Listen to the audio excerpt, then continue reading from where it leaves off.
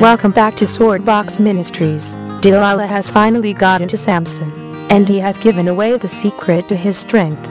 Mickey continues this Samson story in today's video. Our verse for the day can be found in 1 Peter 4:16. Yet, if anyone suffers, as a Christian, let him not be ashamed, but let him glorify God in this matter.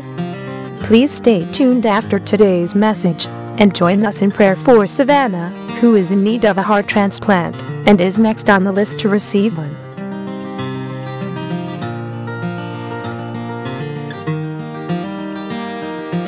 Well, Samson's been playing a dangerous game with Delilah. She's been trying to get him to tell her the secret of his great strength and how he can be bound and afflicted. I'm not going to tell nobody that. But Judges 16 verse 15 says, "Then she said to him, 'How can you say I love you when your heart is not with me? You have mocked me these 3 times and have not told me where your great strength lies.' And it came to pass when she pestered him daily with her words, pressed him so that his soul was vexed to death, that he told her all his heart, and said to her, 'No razor has ever come upon my head, for I have been a Nazarite to God from my mother's womb. If I am shaven, then my strength will leave me, and I shall become weak and be like any other man.'" You know, yesterday I mentioned that our enemy is very patient. He doesn't give up easily. We've also talked about not being unequally yoked, especially in romantic relationships, where a non-believer can turn the heart of a person away from God. Samson, after being with a harlot, has now given his love to a woman who seeks to betray him. You know, perhaps they're living together, having sexual relations. We're not told specifically, but we know Samson isn't in his hometown, and he's staying in the same place as Delilah. Eventually, if we continue in sin and do not repent, the consequences will come. We've talked about how sin spreads like a cancer and eventually leads to death. Delilah wouldn't give up. Daily she pressed Samson to give up his secret. It may appear that Samson's hair being uncut was his strength, but in reality,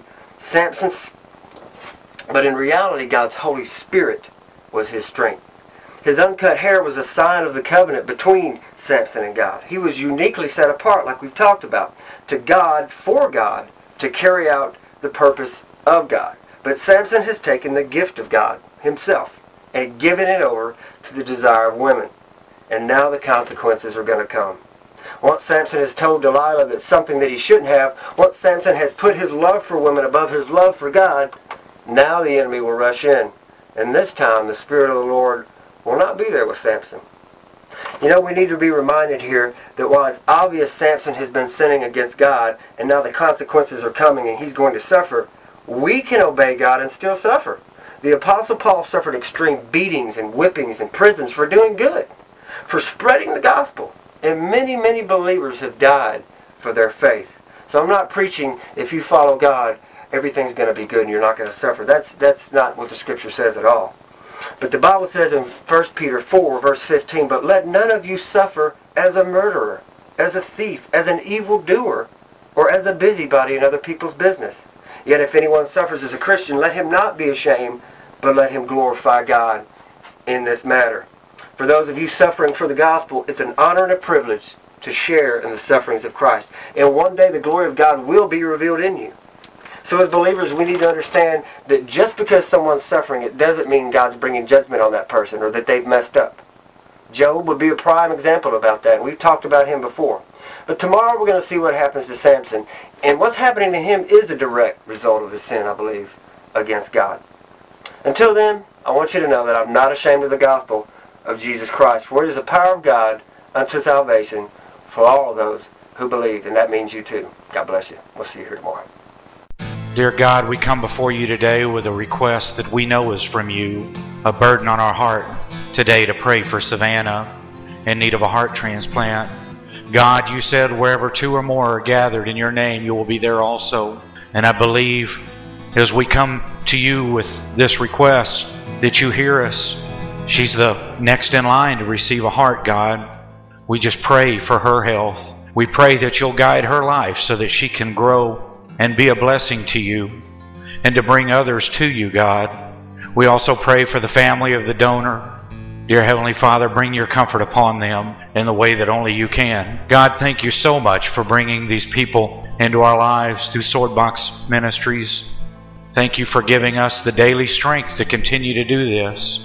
Heavenly Father, if there are people listening today that have not received you, God, I just pray that you will direct them to an understanding of you. If there are people listening today that have never accepted Jesus as their personal Lord and Savior, say this prayer with me. Dear Lord, I admit that I'm a sinner. I've done many things that don't please you. I've lived my life for myself. I'm sorry and I repent. I ask you to forgive me. I believe that you died on the cross for me to save me. You did what I could not do for myself. I come to you now and ask you to take control of my life. I give it to you. Help me to live every day in a way that pleases you. I love you, Lord, and I thank you that I will spend all eternity with you. Thank you once again, Lord, for all that you do in our lives, and please continue daily to direct us to the center of your will. In your holy name, amen. If anybody out there has said this prayer, you are now saved, you are now secured. Your position for all eternity in heaven with God has been secured by your faith in Him. The Bible says, for whosoever calleth upon the name of the Lord shall be saved. Please let us know if you've said that prayer.